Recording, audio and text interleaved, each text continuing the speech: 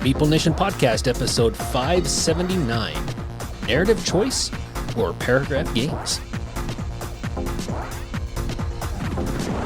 Welcome, citizens, to Meeple Nation. Grab your favorite beverage, pull up a chair, warm up those dice, and join us at the game table as we discuss board games and the board gaming world. Each week, the hosts of Meeple Nation share their love for board games and the amazing memories that come from playing games with some very outstanding people. Let us now join our hosts in their natural habitat, the game table.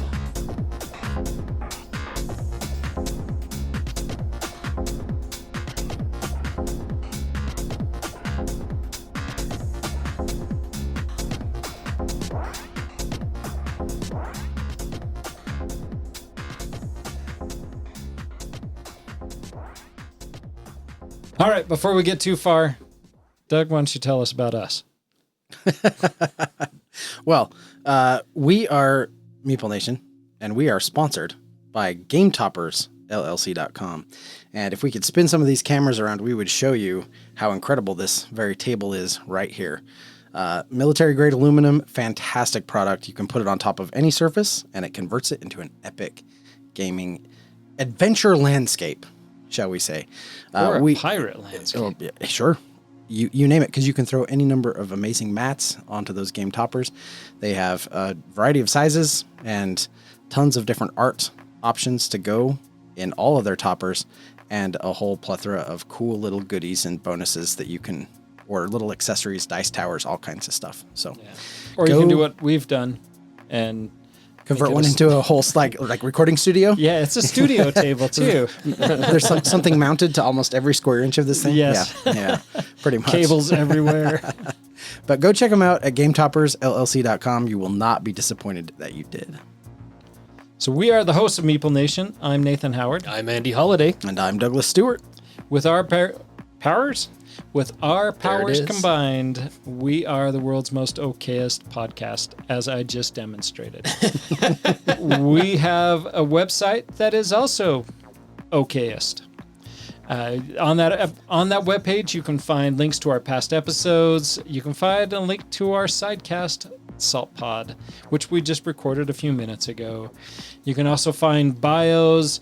You can email us at meeplenation@gmail.com. We always love to hear about new games, new exciting things that are out there, and we enjoy some fun back and forth. High-spirited. Haters go elsewhere. I don't know why I even said that, because we never get any haters. All of our listeners are great. That's true. Yeah. There's no haters in the nation. There's no haters in the nation. We're a nation of gaming love. This is getting weird. Yeah. Yep, that's when you know you need to reel me back in and say, What time is it, Nathan? back on target. Not time for that yet. Not time for We're that close. yet. We're close, yes. We do love our patrons. Our patrons make everything possible. If you would like to become a patron, jump on over to our website. You can find a link there for our Patreon page, and our patrons have made all this happen, and caused me a lot of sleepless nights as I'm trying to put this together. But things are getting better. We've released 2 video episodes now, and things aren't taking a week and a half for me to do. So please continue to disrupt Nathan's sleep by joining our Patreon. Yes. Yeah. And then you can always join us on all of our socials. Our Discord seems to be picking up, and you can chime in on our Thursday night game night. And actually, it's even streaming. This episode is live streaming, and if you wanted to tune in, you could watch us there. No one's tuned in, but that's just because I just barely announced it. So since we're not talking live, done. Nice. Okay, now it's time, Andy. What time is it, Nathan? I think it's Time to move on. I think it's past time. to move on. I think we passed highlight 30. Yeah. But let's just reel back to highlight 30. What have you been playing, Nathan? You know, I've been playing a lot of Welcome to the Moon. Oh, really? And I really like this. Corey and I started playing a game, and I've we taught it at Meeple and I was a little rusty with my teaching. I can play it, but I was a little rusty on my teaching, and so I've been playing some games with Corey, and I've been playing some games with my wife, and I was able to defeat her for the first time, which was kind of was nice. It didn't take me nearly as long to become a champion of Patchwork, although I'm still not a champion. I'm still kind of I lose Patchwork far more than I win. But Welcome to the Moon is a great opportunity to play that Welcome to theme in a different format. And actually, as you play through it, there are several options on how you play Welcome to the Moon, and scenarios they call them. So you're either launching your rocket, you're exploring in space, and it's some big fun. And I have really liked Welcome to the Moon. I like that game. It's a great game. Yeah. What about you, Doug? Well, the other night we sat down and played Clans of Caledonia. So that was pretty cool. I really like that game, especially the end. Yeah, it looked fun. Yeah, the end was fun. Do you like the end because it was over? No, because... Did you win? Isn't that one that I won? No, that was Richie. Richie won. Never mind. We played with Richie, so like of course this game. Richie won. No, yeah. Stinking Richie. Why do we invite the him? gameplay on this one I think is interesting. The actions I think are fairly slick. We were at a full 4-player count, and I felt like turns went fairly quickly around the table. Minus a few times when it got over to Brad, but and Richie. I mean, there was a little bit of that, but it was fairly snappy. I do like the way that you build out the board. I like the economy of it. Like your money is a really, you spend a lot of your time managing that money or trying to gain more or setting yourself up for the next round.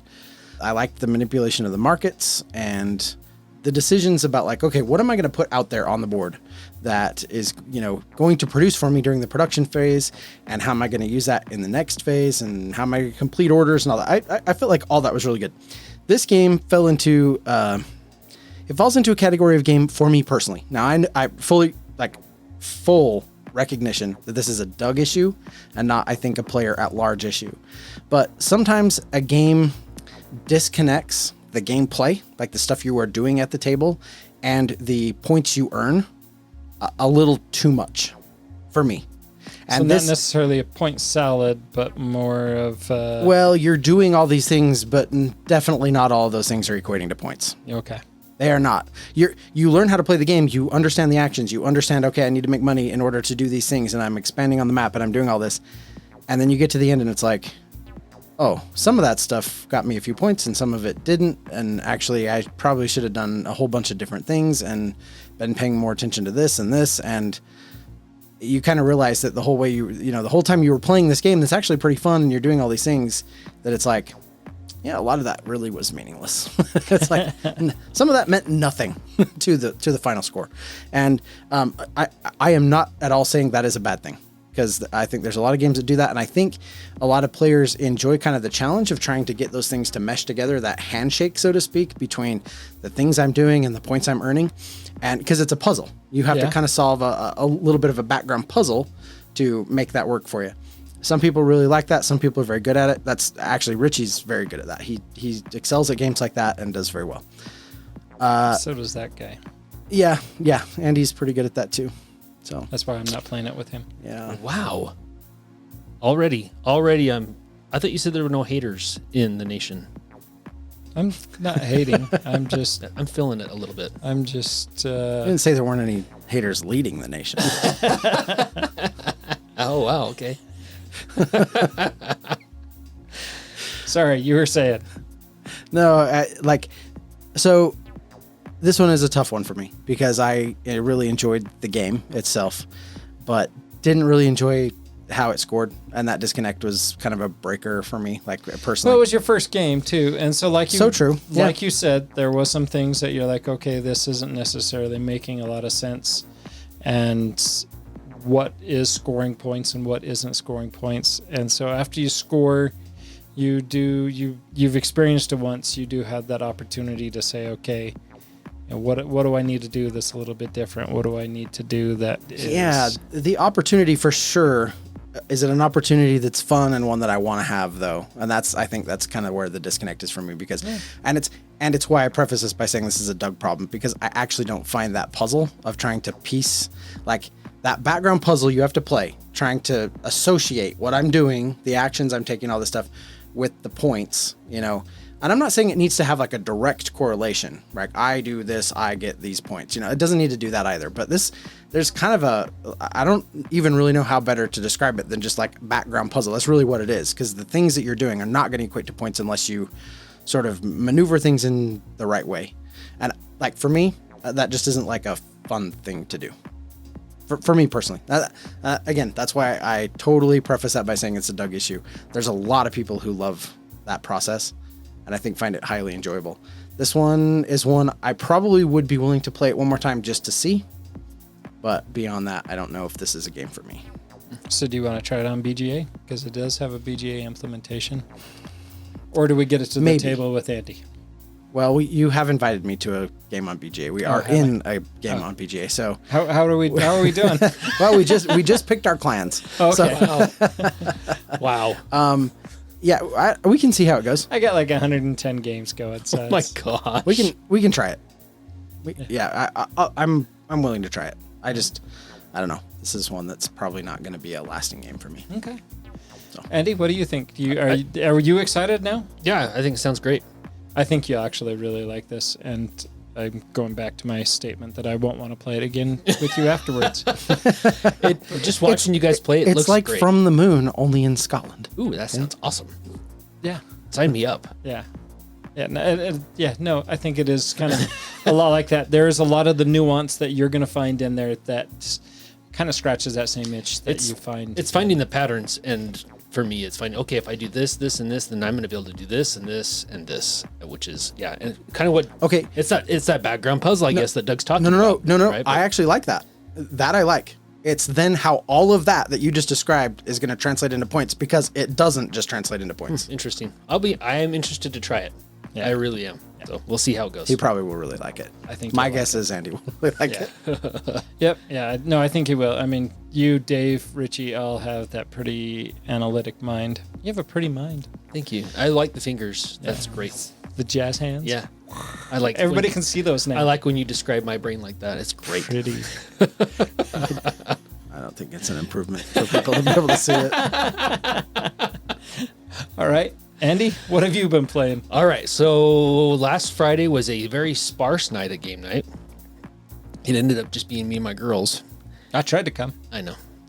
We were in the middle of Dark Tower at that point, so we busted out Dark Tower and returned to Dark Tower, and I played it again last night. Oh, really? Yeah, so we've played it twice in the same weekend.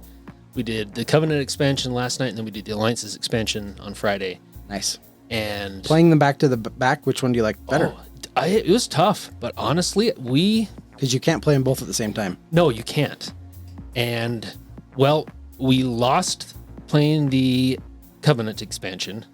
Okay. And we destroyed playing the Alliance expansion. Yes. Yeah. Like absolutely destroyed. I would say that's fairly consistent. Is it? The Alliance expansion, it does have some ways to make it a little harder. It does. You can start like with a little bit more of a handicap. But if you can overcome that threshold as you're building your guilds, yes, you just accelerate. It like launches you to the moon. It's crazy. Well, not only that, we went with the Titan, which is always more really difficult. hard. Yeah. And he never stayed on the board long enough to do anything. Oh, really? Yeah. That's great. Nice. And we never fought him. Like I used the Relic Hunter, and I just was getting potions like crazy. And because I had my realm was the Arcane. I can't remember the name of the guild now, but anyway, it was all about getting potions. Like I was handicapped with potions at the beginning, but I got leveled up fairly quickly, and then I was gaining potions like crazy. And I upgraded to the virtue that is, if you discard 4 potions, you just remove a foe from the board. Oh, nice. From your space. So I was using potions to move him into my space, and then discarding 4 potions to just get him off the board. So he never activated, not one time. So I actually think there is a distinction between foes and the adversary. There is. Does it work for that? The Titan is a foe. Oh, okay. He's the high level foe. He's the level 4 foe. And then the adversary, we were playing the Gaze. Do you have any fees or fies? Oh, got you. Okay. Not in that game. Sorry. No fees, no yeah. fies, No, just foes. Just foes. Just foes. But No fums and the either? gaze There is, was some fums. the gaze Okay. is one of the harder adversaries too, and we destroyed it in that game. We did so well. That's amazing. And then we were so close. We probably would have won like in 2 turns on yesterday when we played the Covenant expansion. We were so close, but we were getting corruptions like crazy, and Amara got her 3rd corruption, and that's how we lost. Oh, okay. So who did you played with? Your girls again? Yep, I played with my girls on Sunday. It was my girls and then my brother. We he didn't want to play, but he had a ball. He's like, I really like co-op games. Once we got good. done playing it, so they had a good time. Yeah. Excellent. But yeah, Well, and that's- then one other bit of news. Oh, okay. I finally received my copy of Zombicide: White Death. Ooh. After seeing it in the stores for like 2 or 3 months, I'm like, why don't I have my copy? Because Simon? Because Simon sucks. But yes, Well, they fixed that problem now. I finally have my copy. Well, no, the CMON issue's been fixed. Yeah. Well, like they've been tanked. Yeah. Yeah. Yeah, they're just focusing on fulfilling their own stuff and not doing anything new. They won't last. Yeah. Yeah. They'll launch new stuff soon. You watch. They will. Hopefully. I'm sure. Yeah, I mean, I express a lot of frustration with CMON, and I try not to back their stuff, but they do some pretty good stuff. They do. Well, they make Zombicide and they make Cthulhu Death May Die stuff. So Yeah. Yep. they have a stranglehold on my wallet, and I hate that. I hate that. Well, excellent. That was some great highlights. Was it still me? Great episode, everybody. Nicely it. done. I guess it is. Until me still. next time. Sorry. Here we go. So the narrative choice or paragraph games mechanic puts a strong emphasis on storytelling and player agency through making decisions that directly influence the narrative progression. Instead of relying solely on traditional game mechanics like dice rolling or resource management to drive the plot, these games present players with textual descriptions, scenarios, and choices that lead to different outcomes and further narrative branches. So think of it like choose your own adventure, like a choose your own adventure book integrated into a board game experience. Players often read paragraphs of text that describe a situation, and then they are presented with a set of decisions or choices that they must make. And then each choice will direct them to a different paragraph within that same narrative or a different section, unfolding the story in a unique way that's based on their decisions. So, how does here's how the mechanic typically works. So there's a narrative presentation. The game presents a story elements through text, often in the form of cards, books, or even app-based interfaces. Which I think probably is my favorite. I would agree with you there. And then these descriptions are set in a scene, and they'll introduce characters and present challenges. Then there will be choice points. At key moments in the narrative, players are given distinct options on how to proceed. And these choices can range from dialogue options and actions to strategic decisions that have narrative consequences. And then there's the branching narrative. Each choice leads to a different part of the story, and this might involve reading a specific paragraph number, drawing a particular card, or triggering a new event within the application itself. The narrative unfolds non-linearly based on the collective decisions of the players. There are consequences to your decisions. These choices the players make often have consequences that affect the ongoing narrative, and this could involve changes in characters' relationships, the availability of future options, the acquisition of items, or even the overall outcome of the game. Emergent storytelling, while the core narrative is pre-written, the combination of players' choices leads to a unique, emergent story of each playthrough. Different groups of players, or even the same group of players playing again, will likely experience a narrative in a different sequence and have different outcomes and have a different overall experience, which ultimately increases the replayability of those games. Yeah, makes it a game that you keep instead of just a one time and then you call it. For sure. Yeah, Because so I call games, Andy. You don't, but I do. that sounded really mean. Oh, Good. You're right. Yeah. Yeah.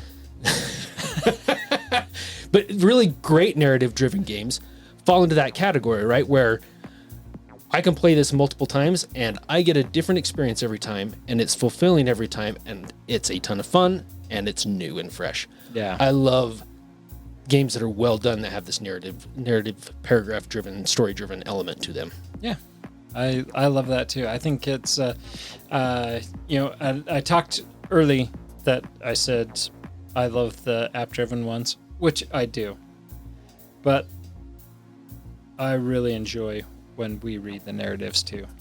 Because we have had some great times with those narratives. That is true. And the voices that we come up, and for some reason mine always turns into some phony French accent or Cajun or a hick of some kind. Something. A French hick. I don't have a wide scope in my voices, but I have fun with them. Yes, and I think that's one of those where with the right group, it can be more fun than having even really good voice actors, because you're adding your own twist and you're making it your own. Yeah, I would agree with you there. Some of our funnest moments have been where we're doing voices and kind of adding flavor. Yeah. Just with the voices or accents or whatever it is that we're doing when we're reading the narrations. Or what was the one game that had the app with the stork? Oh, yeah, that was Forgotten Waters. Forgotten Waters. Yes. That was... The voice acting in that is so good. That was really good. That that's one of those where it's just great to listen to and you hope that it's going to be something hilarious, because sometimes, especially if you get to taunt in that game, always taunt. Always taunt. Yes. Yeah. What are some narrative and Paragraph? Paragraph, thank you. Narrative and paragraph games Words are fun. that you guys want to discuss? So I want to make mention of a couple here really quick, because you guys were gushing a little bit about the ones that kind of present you with some quick story and let you make a decision. I think my favorite, and I totally understand that this is getting away a little bit from what you might assume is narrative or paragraph. I actually really like it when these decisions are presented in picture format, in art, right? It's still a narrative, and it's still something's happening, but you have to make a decision based on that art. Now, Scythe, I think, is probably the best example of this. Those event cards that come up in the middle of the game, they have a piece of artwork on it, and then they just give you options. And the options are like the options that they give you paired with the piece of art tells the story. Interesting. It's been a long time. There's no words. There's no, you just have the picture and it's choices. just the picture and choices. Interesting. I don't So, remember that. It might be like a woman walking some cows, and it's being, and then There's a big mech right by it, right? And the options are like, do you steal the woman's cows? Do you offer the woman aid to, or do you purchase the cows? Do you slaughter the cows and give them to the people? They'll have these options, and you're like, oh, okay, this is actually pretty cool, because the narrative options that it gives you match with the artwork, and it totally tells a story. It tells an awesome story, actually, but doesn't require any reading. It's all visual. That's cool. And another game that does this, I think, particularly well is Chronicles of Drunagor. Now you guys haven't played this. This is a dungeon crawl. It's a fantastic dungeon crawl. But as you're moving through, it's the one that uses the game trays and has all the 3D terrain. We've talked about it before. Oh, okay. I do remember talking about that. So it has an adventure book in there, and you'll hit a node. Like if you go to a spot like one of the early ones, like first mission or two, is you're moving through this office space, or it's like a dungeon. It's like the office in a dungeon kind of thing, and it's got like a desk. And there's a bunch of stuff out on top of it. There's a locked drawer. There's a chest off to the side, that kind of thing. Now you're kind of running from the darkness. You don't have time to just sit and explore everything. You can't just grab all the loot and unlock everything and explore everything there is. But it's like, it gives you like 7 or 8 options, right? They're just numbered. It's just a picture there, and they're just numbered. And it's like, what are you going to do? Interesting. What do you want to choose? That's cool. You're going to take the axe? You're going to take the bow? You're going to try to pick the lock?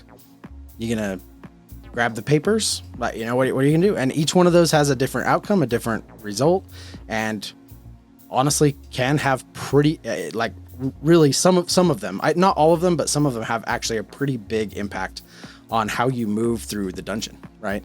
Interesting. You get to a waterfall, and it's like, well, there's a gem inside and a lever off to the on the wall. You got one choice. What are you gonna do? Long lever, crunk.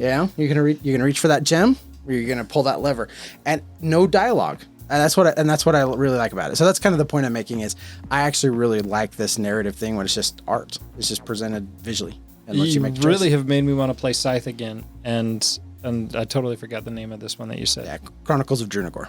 And that sounds awesome. It does. Yeah. Yeah, I really want to try that one.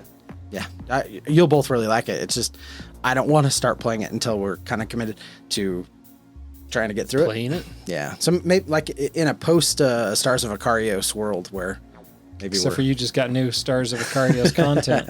most of it augments. Okay. So it doesn't add a lot of content. It just makes some of the content better. Nice. Okay.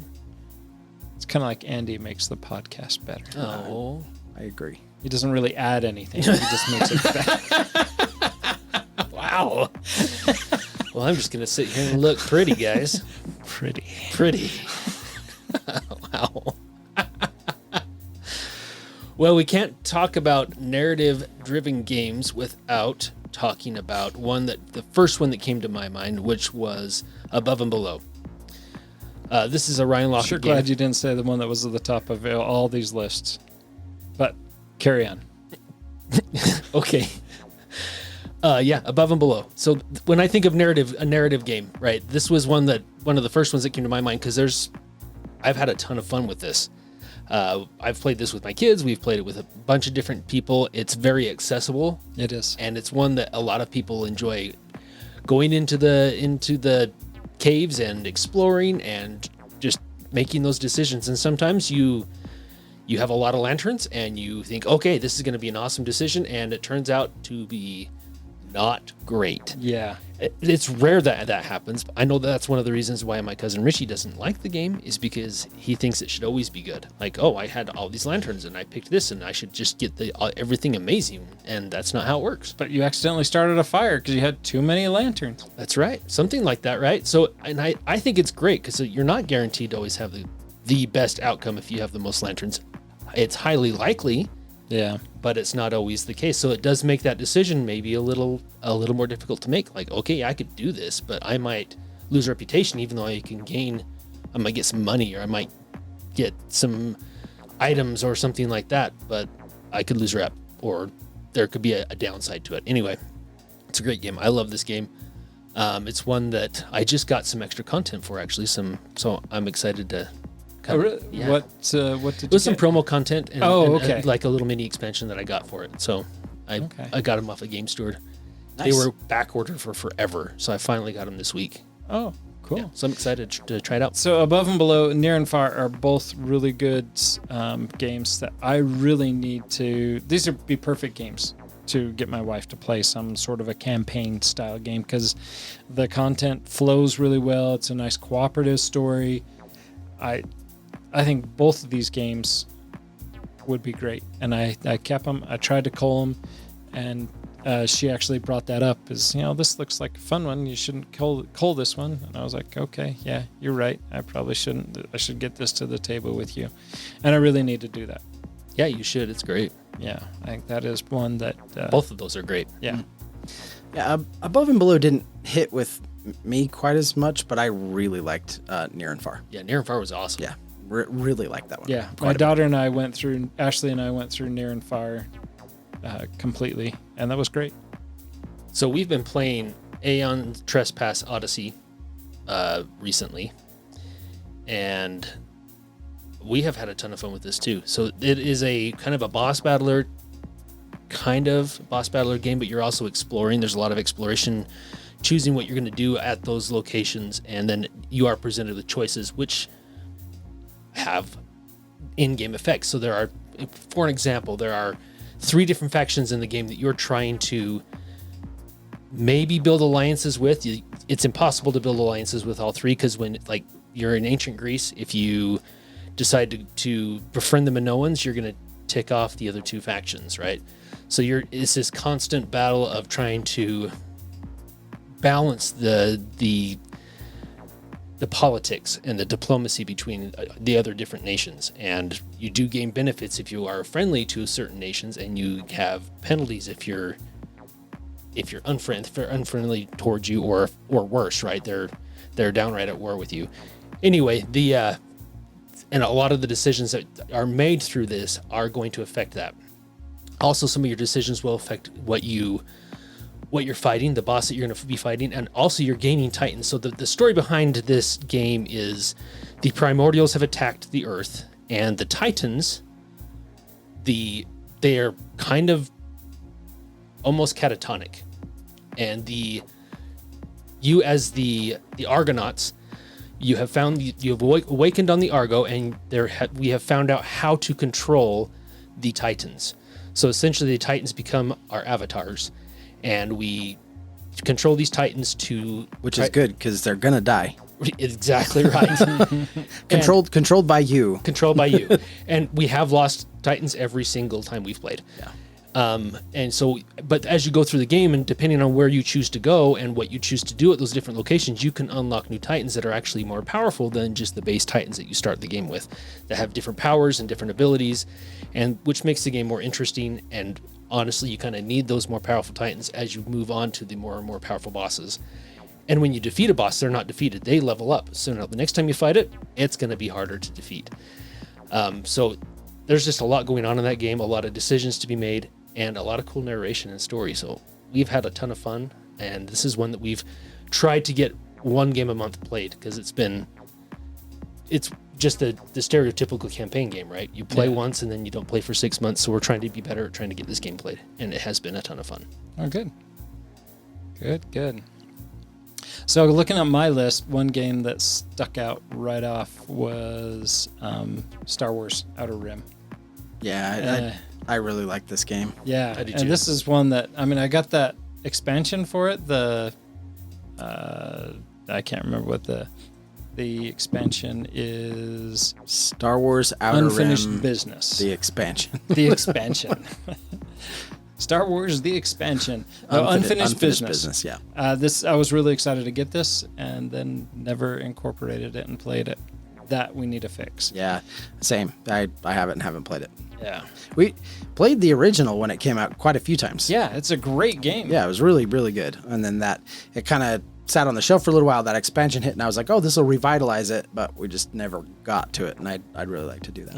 Yeah, totally need to do that again. And now that we both have an interest in it, and it's and you have your drive to pull games off your shelf of shame, and so do I. Okay. Let's go with that. Yeah, let's go with No, that. I believe you that you have that drive. You do? You just have. I do have the drive. You have more drive to acquire new stuff. Acquisition's far more important. And so the acquisition is faster than the play. That's true. And that leads to. It's a growing spectrum. You know what? You do you, Nathan. You do you. Yeah, the drive is there. The drive is there. Sure. But yeah, no. Star Wars Outer Rim. I liked this because it was very similar to the Firefly, the board game kind of mechanics, where it was storytelling and story resolution, and it scratched that itch. And it was Star Wars, and it was well done. I really thought it was well done. It was. Yeah. Yeah, I mean, you have the rebels that are trying to track you down, the Imperials that are trying to track you down, it's not the Bounty Hunter Guild, but the Independent Guild that's trying to track you down. So you have to make sure that you're maintaining all those balances, some elevated difficulty as opposed to just trying to avoid the Alliance and Firefly. But this game was really good, and it is one that we need to get to the table. Yeah. And in fact, I'm going to put Nope, I'm going to be editing podcasts. So So it's going to be up to one of us. I'll see what I can do. Okay. Yeah. That's what you're getting at. That's what I'm getting at. Yeah. Well, and as I understand it, one of the things that are, if I'm remembering correctly, the expansion adds. So you know how the system kind of goes in an arc, right? Yeah. So this actually adds a way Well, it's to great that fast we travel. did that in unison, by the way. Ooh. So the expansion adds like an ability to travel from like the one side to the other side. Oh, so you don't have to go You all don't the have way to go through all it. the way nice. back. Yeah. Okay. That is nice. Yeah. Yep. I don't think it's Wormhole just a simple little thing. Like there is like kind of a price to pay sort of deal, but it's travel around. I think they improved a little bit. As I recall, they made some improvements to the game that I was quite excited about because the original game, as good as it was, it had a few things that were clunky, and I think this smoothed some edges over. So Excellent. still didn't get the Mandalorian though, so they got to have another expansion in the works because Yeah. we Hopefully got to get Mando in there. Yeah, it would be like a no-brainer, I would think. But I would think so too. he would have made a better cover art than Dengar. Yes, Definitely more recognizable. for sure. One that I wanted to talk about. So this is one that I particularly really enjoyed, and it has received some criticism for being overly narrative, overly heavy on the text and paragraph stuff. This is My Father's Work, and I agree with that. no, it's a criticism that I do understand. Having played this through with my son, he was super into it until all of a sudden he was not. And he was like, okay, really? More reading? Really? Yeah. I thought It does have an I app thought it was now, good. doesn't Yeah, it it? has an app, and it'll read it to you and handle all that. And I think it's fine. I mean, and I guess where I'm coming from with that is like, there's less reading in some of the dungeon crawls and stuff we play Yeah. for sure. So I think people are complaining a little too much. Now that said, I do think that it's a little word heavy for what the game is. The actual gameplay is really cool, and I like the premise of it. Right, you're inheriting your father's work, these scientific crazy experimentation or experiments, and you play over 3 generations, and all you get to leave to the next generation is the stuff that's sort of recorded in the journal. You don't get to pass everything on. You don't get to pass your resources and everything. It's from generation to generation. You're passing on all the stuff that you were able to to accomplish in that, the knowledge of what you were able to accomplish in that first generation. And then it's a new generation that comes in, and you do that 3 times. It's the linking story that got really long. It was the story between the generations that was like, okay, this is a little heavy-handed here, folks. Yeah. I got it. I got it. I'm going to go complete my father's work. I don't need, 10 pages of, and it's not 10 pages, but Right. It starts to feel a little bit long, especially 10 when you paragraphs, go, probably. especially when you go through it for the 3rd time, right? Yeah. Which I do understand. It's still a game that I think is worth playing. I really like it. The components on it are really cool. The actual play, like when you're sitting down playing the game, I think it's fantastic.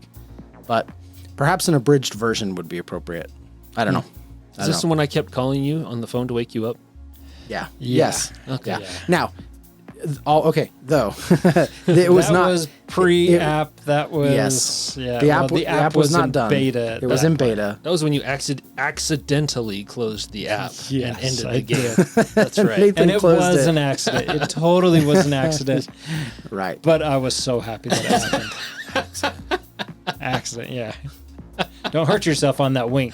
But yeah, I was, because I went to back because we wanted to back up to see I went too far and I went to back it up. It didn't have a save feature built Yeah. in. Basically, the beta didn't have it. So if you went back or you messed it up, it was like you couldn't just go back into where you had taken off. It was done. You were starting all the way over. Yeah, and poor Dennis was so disappointed. Dennis was just like, and well, I guess we're done. I was Nathan. smiling on the inside. Nate was smiling and he was fuming. It Yeah, was funny. no, it was. I feel bad, But also, when did we start? We started that at like 10 o'clock at night. It was stupid. Yeah. It was so late to start a game like that.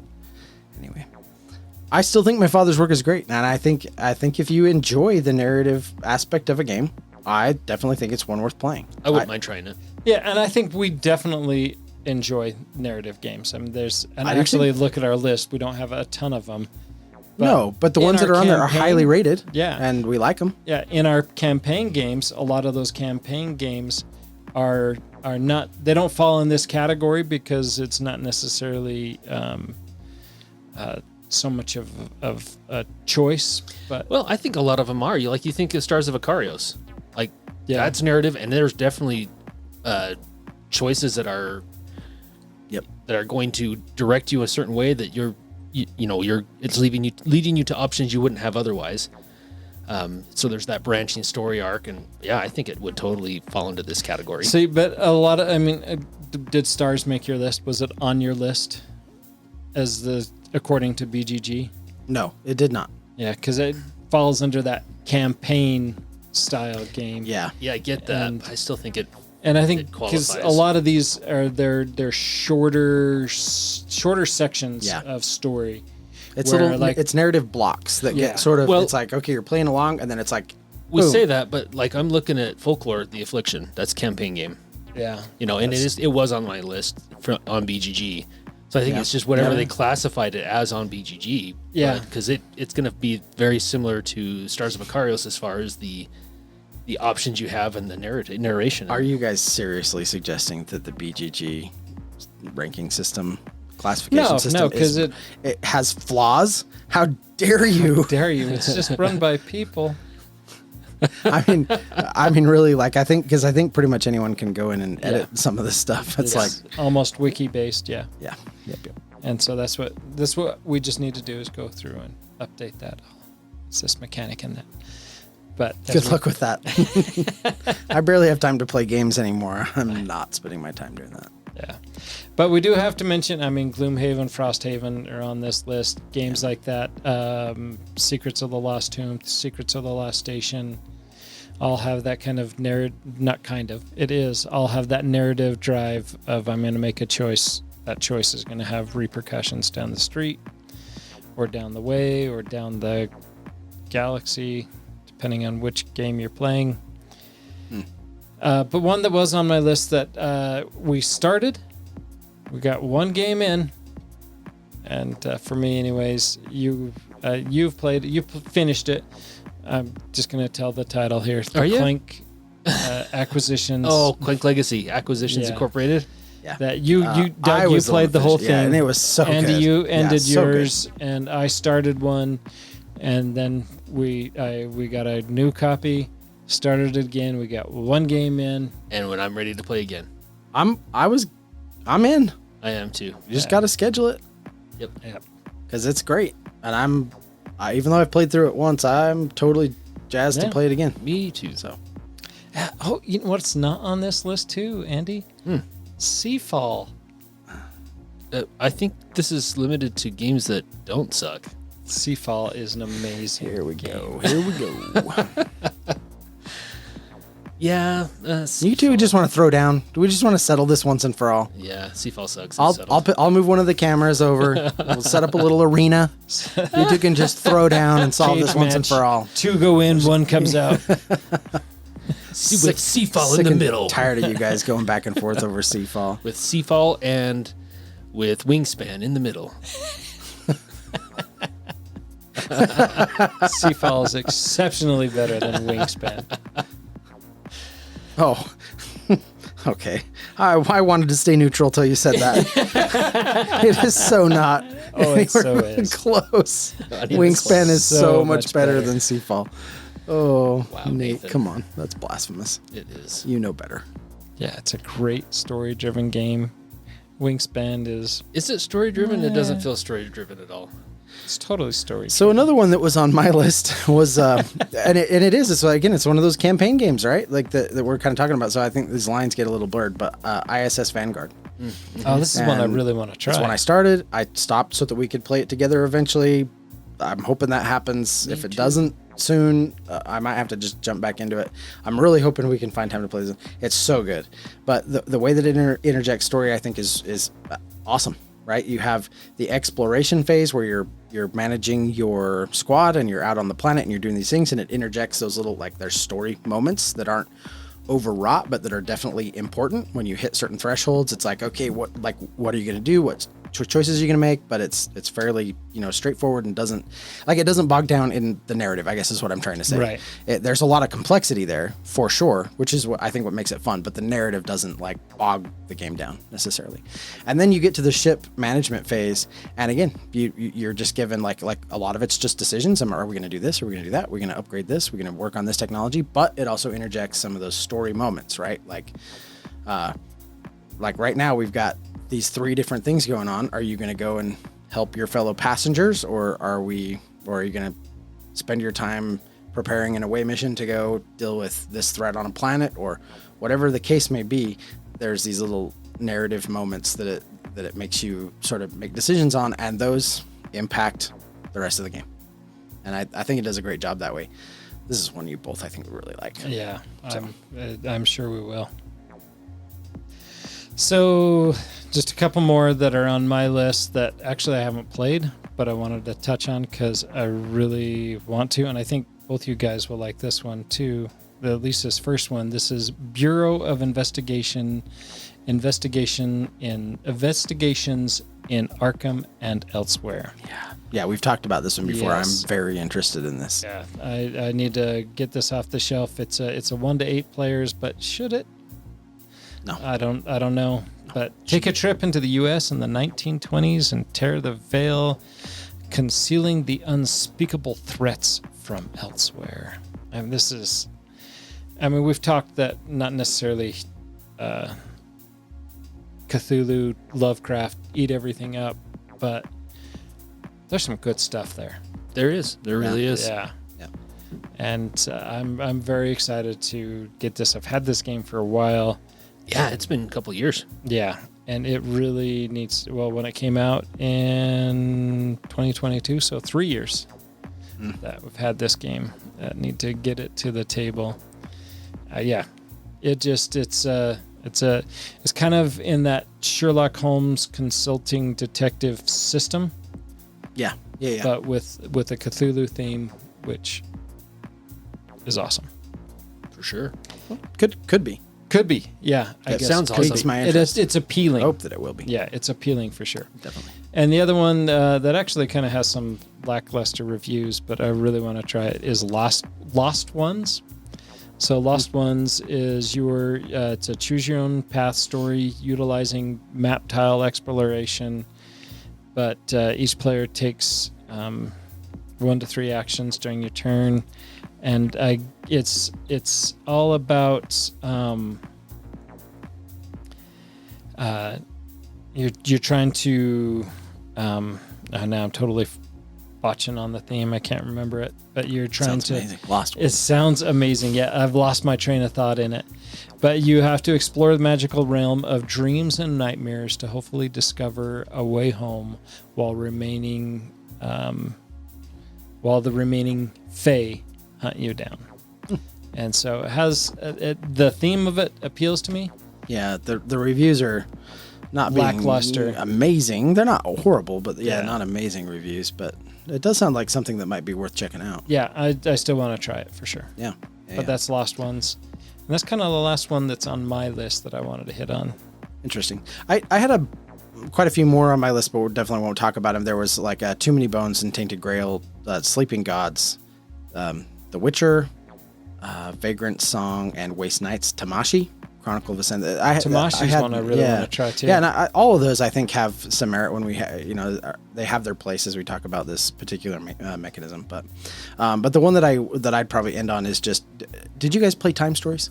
Yes. I've never played Time Stories. It looks Okay. good though. Yeah. You didn't, and you did. Yeah. So this may be, and maybe this is kind of telling you the type of game that I like. I 100% understand everyone's criticism of this, right? You're going through, you're playing the time, like you're time travelers. You play through the timeline, you hit a point where it's like you failed. Okay, you didn't do it, and you're not going to do it. There's no way you're going to be successful. The first way through, right? The whole point is you're playing through to learn the right choices, to explore all the little avenues and things, and then you're going to go back and you're going to take the most efficient path through all the stuff you've already done, and then keep exploring from there, right? And not waste your time dancing with the plunger. Correct. Yes, that 100%. That was a moment for us too in the first one, the Asylum. Yeah. Yeah.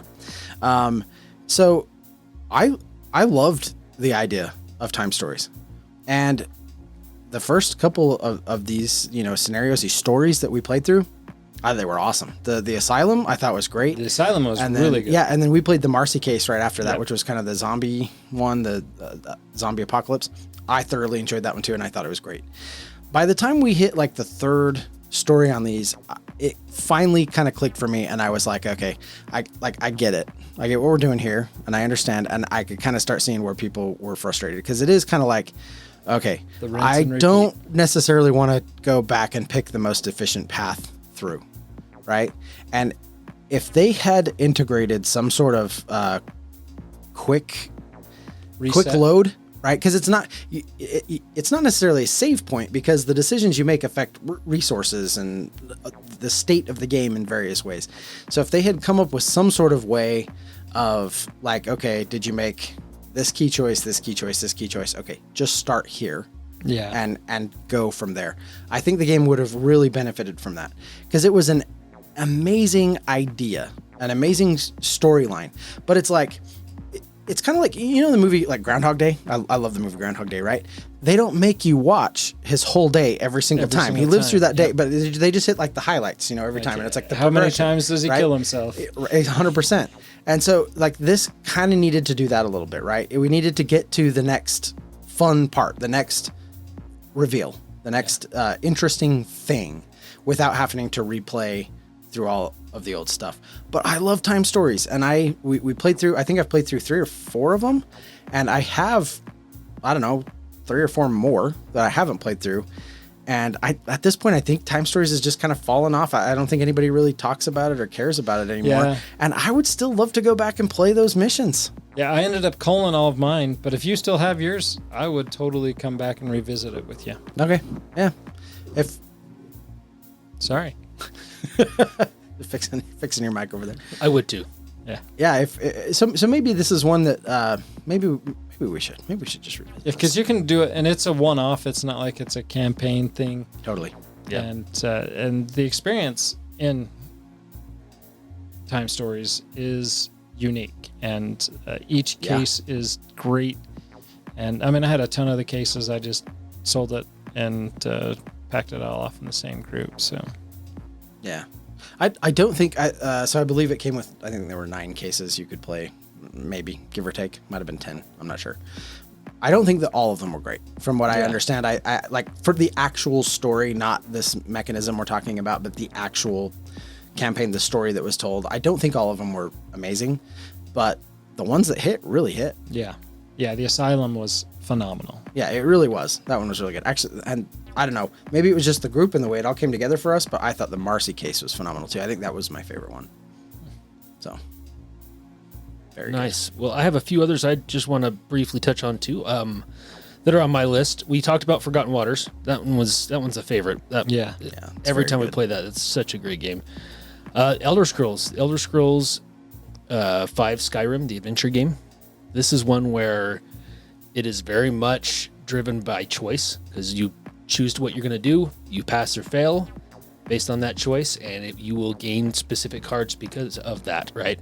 And that card will lead to a new mission and something else, where another location you have to go to and another test you have to make, which all eventually is going to lead you to completing the mission in the first act and then the second act and so on.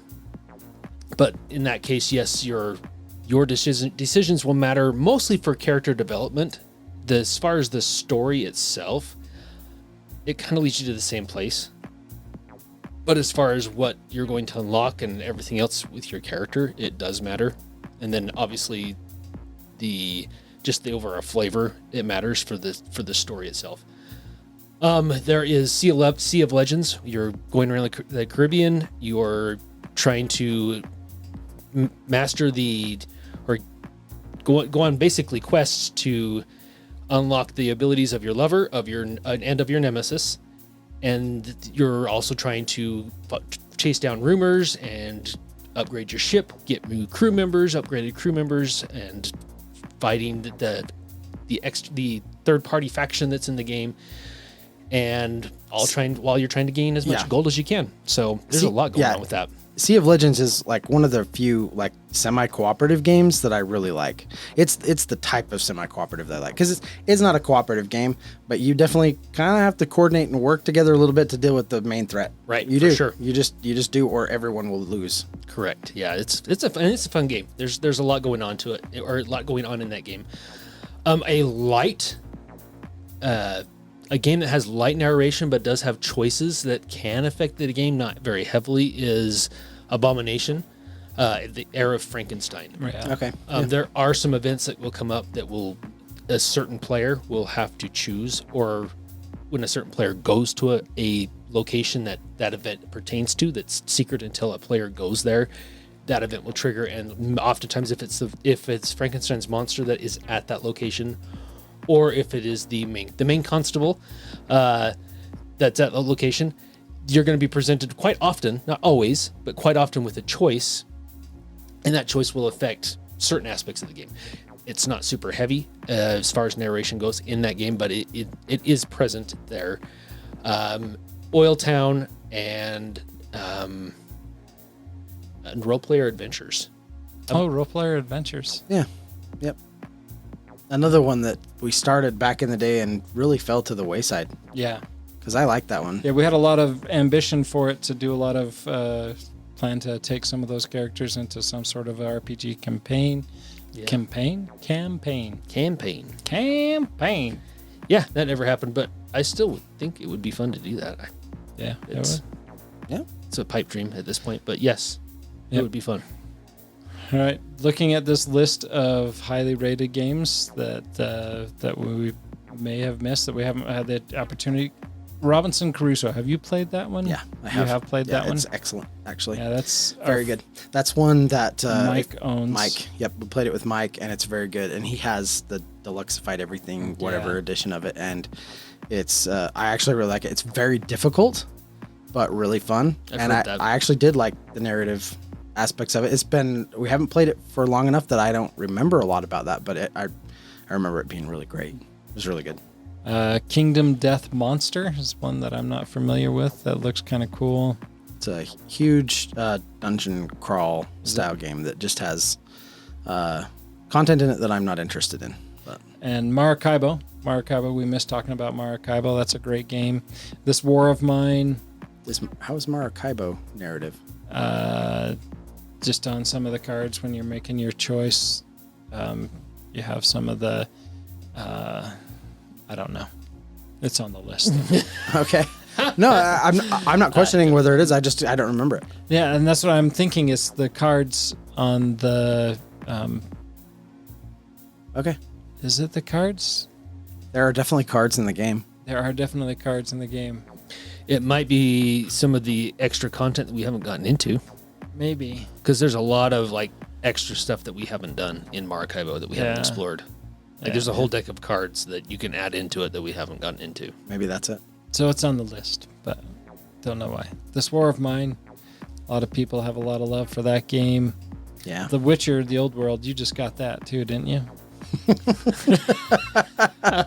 Wow, you had to bring that up, huh? Wow. Yeah, this is definitely one I've had for a while, and definitely one that I have taught here at game night. But Here? apparently everybody forgets. Yeah, we played it. Did I play it? No. No. Oh, okay. I was going to say. You didn't, but Andy did. I did. I just forgot. And then that he I had forgot that he had played it. Oh. But yeah. Oh, that's when we talked in Yeah. the podcast that you missed, and Yeah. you were mad at us. For I was all listening. sorts I was of listening to it, and I was discrepancy. like, He's yelling at I was yelling at it. I was out there working in the gardens, and I was like, I taught you this game. What are you talking about? Anyway. Oh, and here's your Legacy of Dragonholt. Oh yeah. Yeah, that one's very narrative. That's almost straight narrative driven. Yeah. Aftermath and yeah, and Ultri. I have no idea what Ultri is. Actually, I have heard Ultra is very good. Yeah. It's got a 7.5. Looks kind of 60 minutes. Yep, I've heard good things about that one. I don't know much about it, but I have heard good things. Cooperative game players are brave rangers who assist the people of Satrapi. Yep, always read new words online. Easy That's for you to great. say. Yep, but the people of Satrapi. If it's the people of Sapat. Never mind. Yeah. Okay. I'm done. Don't Old hurt Trey. yourself over there. It sounds good. We'll check it out. We'll report back later. But yeah, that's all the ones that I want to hit on. So Sounds good. Well, that has been a fun conversation about narrative and paragraph-driven games. Until next time. we'll see you, not at Ultra, but we'll see you choosing your own adventure and finding the destination that may lead you to Ultra. I'm hoping so. I don't know. Maybe. At the game table? At I the don't game know. table. Okay. Thank you for listening and being a part of Meeple Nation. If you would be so kind as to follow, subscribe, share, and rate or review this podcast, it really helps to spread the fun. You can be more involved in supporting the podcast by joining the nation at patreon.com/Meeple Nation, or you can find a link at the top of our webpage, meeplenation.com. And while you're there, look at all our extra content. There are links to all our past episodes, a wide variety of blogs, pictures from our Instagram feed, and bios for all the hosts and our awesome bloggers. Follow us on Twitter, Instagram, and Facebook, all under Meeple Nation. If you would like to chat with the hosts or other members of the nation, you can join our Facebook group, Meeple Nation Off Air. We hope to see you again at a game night, a con, or maybe a suspense-driven evening of werewolf. Thank you for listening and supporting Meeple Nation, and stay tuned for next week's episode. Thank you so much for listening. We very much want to thank our patrons who help keep the podcast running. I personally want to thank my co-hosts for all the help they provide with both content here on the podcast, in addition to what we have available on our website. Without them, the podcast would not happen. If you too would like to support the podcast, you can join the nation at patreon.com/Meeple_Nation, or you can find a link to Patreon at the top of our webpage, meeplenation.com. If you have any questions, comments, or games you feel should be on our radar, you can always reach us at meeplenation@gmail.com. We can't wait to hear from you. I am grateful to Doug and Andy who helped me edit episodes, and I want to thank James and Kim Clark who do the editing on our blogs and on our webpage, which can be found at meeplenation.com. We want to thank Brain Detergent for our music. If you want to find more from him, you can follow his links that can be found on our webpage, or simply search for Brain Detergent on YouTube to find more of his tracks. Thank you again for listening and being part of the Meeple Nation community.